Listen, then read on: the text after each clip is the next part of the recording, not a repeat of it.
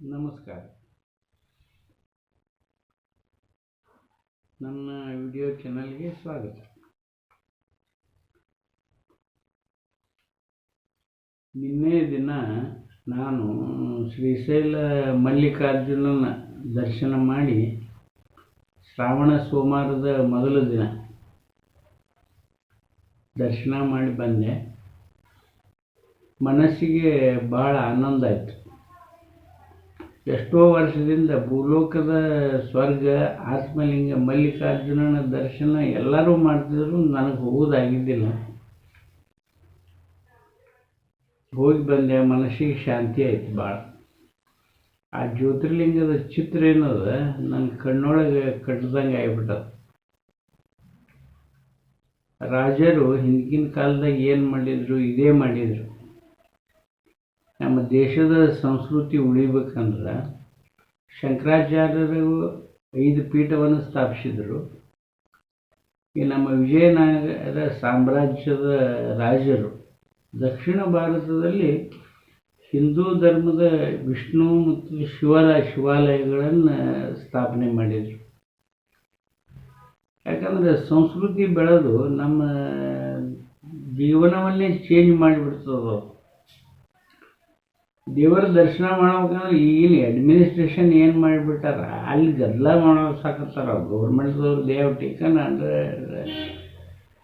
Under their administration. ಒಬ್ಬರು KS officers ಇರ್ತಾರೆ, administration ಎಲ್ಲ ಏನು ಮಾಡಿಬಿಟ್ರೆ ಗುಡಿ ಗುಂಡಾರ ಒಳಗೆ ಶಾಂತಿ ಸಿಗಬೇಕು. ಸರಿ ಅದ. ದರ್ಶನ ಮಾಡಕ್ಕೆ ಹೋಗೋ ಮುಂದೆ ಸುಮ್ಮನೆ ಬಿಟ್ಬಿಟ್ರೆ ಆರಾಮ ಹೋಗಿ ಎಲ್ಲರೂ ದರ್ಶನ ಮಾಡಿ ಬರ್ತಾರೆ. ಆದರೆ ಇವ್ರು ಏನು ಮಾಡಿಬಿಟ್ರೆ ಅಡ್ಮಿನಿಸ್ಟ್ರೇಷನ್ದವರು ಕೋಳಿ ಮಾಡಿ ಅಲ್ಲಿ ಕುಂದರ್ಸಿ 4 ತಾಸುಗಟ್ಟಲೆ ಲೇಟ್ ಮಾಡಿ ಆಮೇಲೆ ಒಮ್ಮೆ ಬಿಟ್ಬಿಡ್ತಾರೆ. ಅಲ್ಲಿ ಒಳಗೆಲ್ಲ ಗದ್ದಲ ಮಾಡ್ತಾರೆ. ಆಮೇಲೆ ಟಿಕೆಟ್ಗೆ 500, 1000, 300, 200 ಅನ್ಕೋತ ಏನದು ಎಲ್ಲ ಕೂಡಿ ಅಲ್ಲೇ ಕೊಡೋದು. ಗುಡಿ ಗುಂಡಾರ ಎಷ್ಟು ಅದಾವ ಅಂದ್ರೆ ರಾಜರು ಕಳಿಸಿದ್ದು ಯಾವುದೇ ದೇವಸ್ಥಾನಕ್ಕೆ ಹೋರಿ ಅದೇ ರೀತಿ ಅವರು ಒಂದು ವಿನ್ಯಾಸದೊಳಗೆ ಕಟ್ಸ್ಯಾರ. ಆ ಟೈಮ್ನೊಳಗೆ ಅದು ಎಷ್ಟು 100 ವರ್ಷ ಒಳಗೆ ಕಟ್ಸ್ಯಾರ ಗೊತ್ತಿಲ್ಲ. ಬಟ್ ಆ ದೇವರ ಗರ್ಭಗುಡಿ ಏನದಾವು ಎಲ್ಲೇ ಹೋರಿ ನೀವು ಅವೇ ಅದಾವು. ಆದರೆ ಈ government they have taken their under that ಮುಜರಾಯಿ ಇಲಾಖೆ ತೊಗೊಂಡ್ರಲ್ಲ. ಆಮೇಲೆ ಕೆಲವೊಂದು ಪೂಜಾರಿಗಳು ಇವರೆಲ್ಲ ಕೂಡಿ ಏನು ಮಾಡ್ತಾರೆ, ಗದ್ದಲ ಮಾಡ್ತಾರೆ. ಆ ಪ್ಲೆಸರ್ ಹಾಳು ಮಾಡಿಬಿಡ್ತಾರೆ. ನಾವೇನು ದರ್ಶನ ಮಾಡಕ್ಕೆ ಹೋಗಿರ್ತೀವೋ ಆ ಪ್ಲೆಸರೇ ಹಾಳು ಮಾಡಿಬಿಡ್ತಾರೆ. ಒಮ್ಮೆ ಬಿಟ್ಬಿಡು ಪೂಜೆಗಂತ ಹೇಳಿ 4 ತಾಸುಗಟ್ಟಲೆ ದರ್ಶನನೇ ಇಲ್ಲರಿ, ಕುಂದರ್ಸಿಬಿಡು. ರೊಕ್ಕ ಕೊಟ್ಟರು ದೇವ್ರ ದರ್ಶನ ಮಾಡಿಸೋದು. ಇದು ಕೆಲವೊಂದು ದೇವಸ್ಥಾನಗಳನ್ನು ನಿನ್ನೆ ಶ್ರೀಶೈಲ ಮಲ್ಲಿಕಾರ್ಜುನ ಬೆಟ್ಟ ದರ್ಶನ ಮಾಡಕ್ಕೆ ಹೋದಾಗೂ ನನಗೆ ಅನುಭವ ಆಯಿತು. ತಿರುಪತಿ ಒಳಗೂ ಎಲ್ಲ ದೇವಸ್ಥಾನದೊಳಗೆ ಹಿಂಗಾಯ್ತು. ಆದರೆ ನಮ್ಮ ಮಠಗಳು ನೋಡ್ರಿ, ಲಿಂಗಾಯತ ಮಠಗಳು ಯಾವ ರೀತಿ ಬಸವಣ್ಣ ಹೇಳಿ ಹೋಗ್ಯಾರ, ನಮ್ಮ ಆಧ್ಯಾತ್ಮಿಕ ಜೀವಿಗಳು ಹೆಂಗೆ ಜೀವಿಸ್ಯಾರ. ಲಿಂಗಾಯತ ಧರ್ಮ ಏನು ಹೇಳಿದರು, ಯಾವ ಜ್ಯೋತಿರ್ಲಿಂಗೂ ಇಲ್ಲ, ಯಾವ ಬಂಗಾರದ ಗುಡಿನೂ ಇಲ್ಲ, ಯಾವ ಮೂರ್ತಿನೂ ಯಾವ ಲೋಹದಿಂದ ಮಾಡಿದರೂ ಏನೂ ನಿನಗೆ ಸಿಗೋದಿಲ್ಲ. ನೀ ತಿಳಿದು ನೀ ಬದುಕಿದ್ರೆ ಅದೇ ದೇವರತ್ತ, ಅರಿವೇ ಗುರು. ಅದೇ ಅದ. ಈಗ ಏನದ ಮಹತ್ವವನ್ನು ಅವರು ವೇದ ಇದಕ್ಕೆ ಕೊಟ್ಟೇ ಇಲ್ಲ. ಆದರೆ 2 ದ್ವಂದ್ವದೊಳಗೆ ನಾವು ಇರ್ತೇವೆ. ಹೆಂಗಂದ್ರೆ ಅವರು ಗುಡಿಗಳನ್ನು ಸ್ಥಾಪಿಸಿರ್ಲಿಕ್ಕಂದ್ರೆ ನಮ್ಮ ದೇಶ ಈ ರೀತಿ ಉಳಿತಿದ್ದಿಲ್ಲ ಅಂತ ನನಗನ್ನಿಸ್ತು. ಈಗ ನಾವು ಅಲ್ಲಿ ಹೋಗ್ತೇವೆ, ಈಗ ಶ್ರೀಶೈಲಕ್ಕೆ ಹೋಗಿದ್ದೆವು, ಅಲ್ಲೆಲ್ಲ ಎಷ್ಟು ಜನ ಬದುಕ್ತಾರೆ, ಯಾರು ಜಾತಿ ಕೇಳ್ತಾರೆ. ಅಲ್ಲೆಲ್ಲ ಗುಡ್ಡದ ಮೇಲೆ ಎಲ್ಲ ಧರ್ಮದ ಇದು ಅದಾವ. ಅಲ್ಲಿ ಸ್ಮಶಾನ, ಆ ಊರಿನ ಜನ ಅಲ್ಲಿ ಇರ್ತಾರಲ್ಲ, ಹೆಚ್ಚು ಕ್ರಿಶ್ಚಿಯನ್ಸ್ ಮುಸ್ಲಿಮ್ ಇದು ಅದಾವ ಅಲ್ಲಿ. ಅವ್ರಿಗೆ ಹೂಣಕ್ಕೆ ಬೇಕಲ್ಲ. ಯಾವುದೇ ಹಿಂದೂ ಧರ್ಮೀಯರ ಅವ್ರಿಗೆ ಇದು ಮಾಡಿಲ್ಲ. ಎಲ್ಲರೂ ಬದುಕ್ತಾರೆ. ಒಂದು ಸಂಸ್ಕೃತಿ ಮೇಲೆ ಇಡೀ ಜನಾಂಗನೇ ಬದುಕ್ತು. ನಮ್ಗಿಂತ ಹೆಚ್ಚು ಆ ಜಾತಿಯವರಿಗೆ ಗೊತ್ತು ಕಾರ್ತಿಕ್ ಯಾವಾಗ ಇರ್ತದೆ, ಶಿವರಾತ್ರಿ ಯಾವಾಗ ಇರ್ತದೆ. ಈಗ ಅದೇ ನನಗೆ ಸೈಟ್ ಸೀಯಿಂಗ್ ತೋರಿಸ್ಲಕ್ಕೆ ಬಂದ ಒಬ್ಬ ಡ್ರೈವರ್ ಹೇಳ್ದ, ನಾವು ಯಾವ ರೀತಿ ಬದುಕ್ತೇವೆ, ಎಷ್ಟು ಬಾಡಿಗೆ ಸಿಗ್ತದೆ ಯಾವಾಗ. ನೋಡ್ರಿ, ಇಡೀ ಒಂದು ಎಕನಾಮಿಕ್ಲಿ ನೀವು ನೌಕರಿ ಕೊಡಲಿಲ್ಲ, ಅದು ಕೊಡಲಿಲ್ಲ, ಗೌರ್ಮೆಂಟ್ಗೆ ಏನೂ ಕೊಡೋಕ್ಕಾಗೋದಿಲ್ಲ. ಒಂದು ದೇವಸ್ಥಾನ ಎಷ್ಟು ಮಂದಿ ಎಂಪ್ಲಾಯ್ಮೆಂಟ್ ಕೊಡ್ತದೆ, ಎಷ್ಟು ಜನ ಬದುಕ್ತಾರೆ. ಸೈಟ್ ಸೀಯಿಂಗ್ ಹೊಲಕ್ಕೆ ಒಬ್ಬೊಬ್ರಿಗೆ 200-250 ರೂಪಾಯಿ ತೊಗೋತಾರೆ ಅವರು. ಒಂದು ಟ್ರಿಪ್ ಹೋಗಿ ಬಂದುಬಿಟ್ರೆ 1000-1500 ರೂಪಾಯಿ ಗಳಿಸ್ತಾರೆ. ಸಾಕು ಅವ್ರು. ನೀ ಇನ್ನೊಂದು ಟ್ರಿಪ್ ಹೋಗ್ತೀನಿ ಅಂತ ಕೇಳಿದೆ ಅವ್ನು ಡ್ರೈವರ್. ನೈ ಬಸ್ ಸರ್, ಮೈ ಡೈಲಿ ಏಕಿ ಟ್ರಿಪ್ करता ಹಿಂಗೆ ಹೇಳ. ಅಂದರೆ ಏನಿರ್ತದೆ, ಜೀವನ ಅನ್ನೋದು ಈ ರೀತಿ. ನಮ್ಮ ಹಿಂದೂಗಳ ಸಂಸ್ಕಾರ, ಸನಾತನ ಧರ್ಮ ಏನು ಮಾಡ್ಯದ ಅಂದ್ರೆ ಇದೇ ಮಾಡ್ಯದ. ಗೌರ್ಮೆಂಟ್ಗೆ ಕೊಡೋದಾಗಿಲ್ಲ ಇದು ಜಾಬ್, ಸೆಲ್ಫ್ ಎಂಪ್ಲಾಯ್ಮೆಂಟ್ ಯಾರಿಗೂ ಕೊಡೋದಾಗೋದಿಲ್ಲ. ಅವು ದೇವಸ್ಥಾನಗಳು ಕೊಟ್ಟವು, ಎಷ್ಟು ಮಂದಿ ಬದುಕ್ತಾರೆ ನೋಡ್ರಿ. ಅಲ್ಲಿ ಧರ್ಮ ಗಿರ್ಮ ಯಾರೂ ಕೇಳೋದಿಲ್ಲ. ಆದರೆ ಮಲ್ಲಿಕಾರ್ಜುನನ ಸ್ಥಾನ ಏನದ, ಪವಿತ್ರ ಸ್ಥಾನ, ಭಾಳ ಆನಂದ ಆಯ್ತು. ನಾ ಎಷ್ಟೋ ವರ್ಷದಿಂದ ಹೋಗ್ಬೇಕಂತ ಹೋಗೋದಾಗಿದ್ದಿಲ್ಲ. ತಾವು ಯಾವಾಗರೇ ಟೈಮ್ ಸಿಕ್ಕಿ ಹೋಗಿ ಬರ್ರಿ. ಅದು ಒಂದೇ ನನಗೆ ಸಮಸ್ಯೆ, ಅಡ್ಮಿನಿಸ್ಟ್ರೇಷನ್ ಏನಾಗ್ಯದ,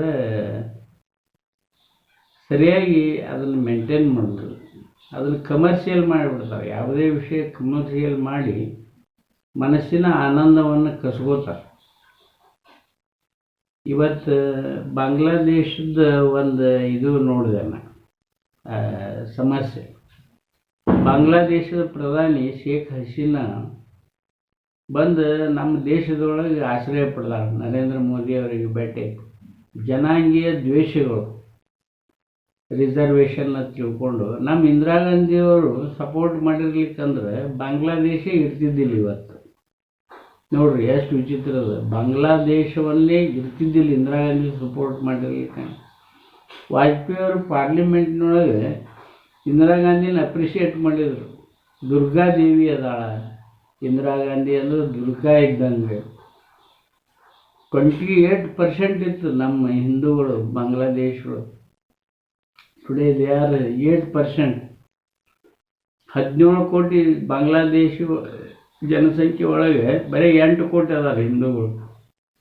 ಇವತ್ತು ಹಿಂದೂಗಳ ದೇವಾಲಯಗಳನ್ನು ನಾಶ ಮಾಡತ್ತಾರ, ಹಿಂದೂಗಳನ್ನು ಹೊಡಿಲಾಕತ್ತಾರ.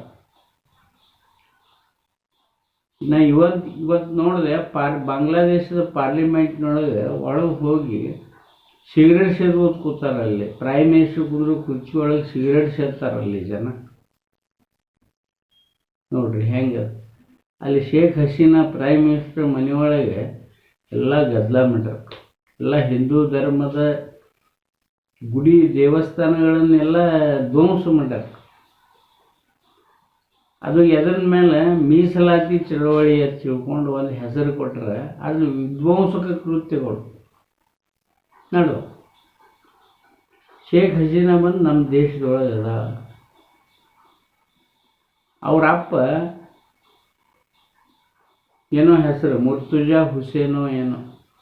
ನಮ್ಮ ದೇಶದೊಳಗೆ ಹೆಂಗೆ ರಾಷ್ಟ್ರಪಿತ ಅತ್ತೇವ ಮಹಾತ್ಮ ಗಾಂಧಿ, ಆ ರೀತಿ ಅವ್ರ ಅಪ್ಪ ರಾಷ್ಟ್ರಪಿತ ಬಾಂಗ್ಲಾದೇಶದ್ದು. ಅವರೇ ಅದನ್ನು ಲಿಬರೇಟ್ ಮಾಡೋಕ್ಕೆ ಕಾರಣನ ಅವರಪ್ಪ.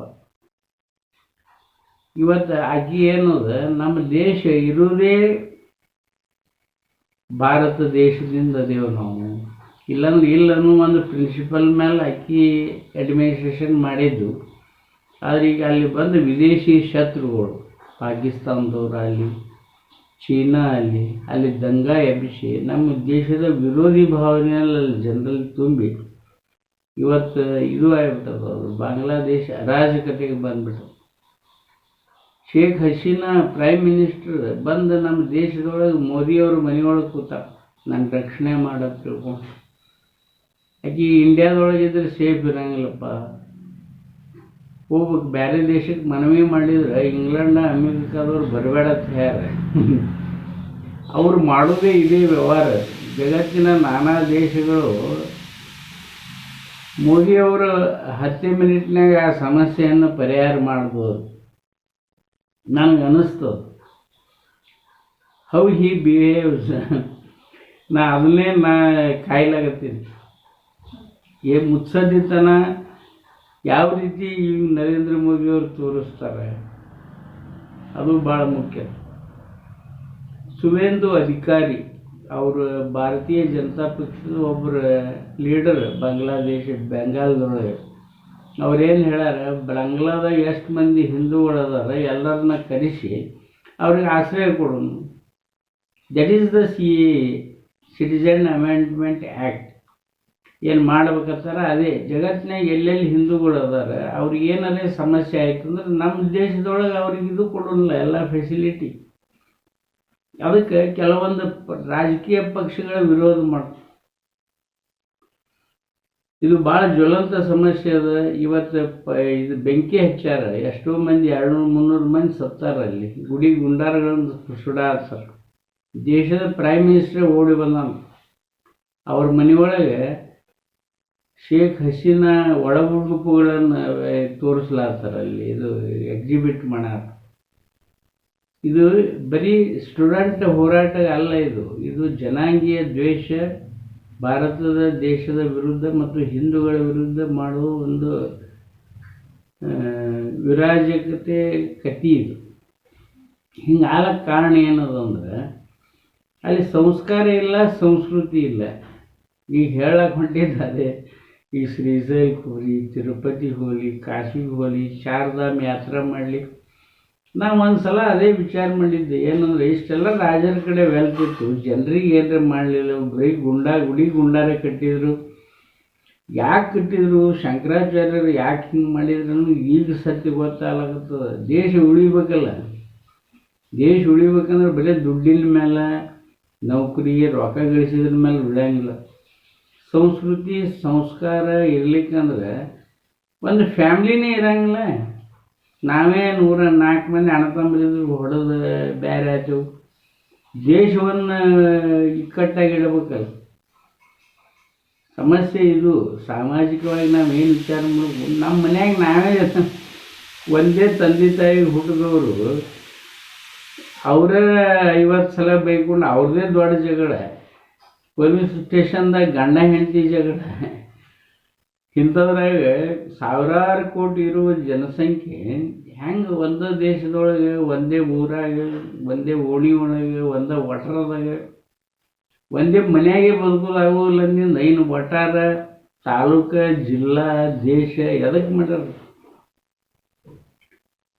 ಇದು ಆಗ್ಬೇಕಂದ್ರೆ ಭಾಳ ಕಠಿಣ. ಈಗ ಯಾವುದೇ ಮನುಷ್ಯನ ಬೆಟ್ಟಾರಿ ಹೆಚ್ಚು ಕಂಪ್ಲೇಂಟ್ ಹೇಳೋದು ಯಾರ ಮೇಲೆ ಗೊತ್ತಂದ್ರೆ ಅವ್ರ ಅಣ್ಣ ತಮ್ಮರ ಮೇಲೆ, ಮುಂದೆ ಅವ್ರ ಅಪ್ಪನ ಮೇಲೆ, ಹೆಂಡತಿ ಮೇಲೆ ಕಂಪ್ಲೇಂಟ್ ಹೇಳ್ತಾರೆ.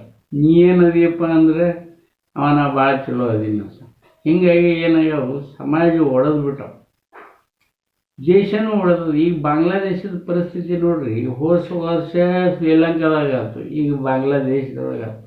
ಆದರೂ ನಮ್ಮ ದೇಶದೊಳಗೆ ಏನೂ ಅರಾಜಕತೆ ಇಲ್ಲ. ಇದೇ ಏನದ ನಮ್ಮ ದೇಶದ ಒಂದು ಸಂಸ್ಕೃತಿ. ಇದನ್ನು ಕಾಯ್ಲಕ್ಕೆ ಕಾರಣ ಆಗಿದ್ದೇ ನಮ್ಮ ದೇವಸ್ಥಾನಗಳು, ನಮ್ಮ ಪರಂಪರೆ. ಅದಕ್ಕೇನದ ಎಲ್ಲರೂ ಕೂಡಿ ಆರಾಮಾಗಿ ಇರ್ಬೇಕು ಅನ್ನೋದು ಒಂದು ಸಂಸ್ಕಾರ, ಪುಣ್ಯದ ಕೆಲಸ ನಮ್ಮ ಶಂಕರಾಚಾರ್ಯರು ಗುರುಗಳು ಹೇಳಿಕೊಟ್ಟು ಹೋಗ್ಯಾರ. ನಮಸ್ಕಾರ.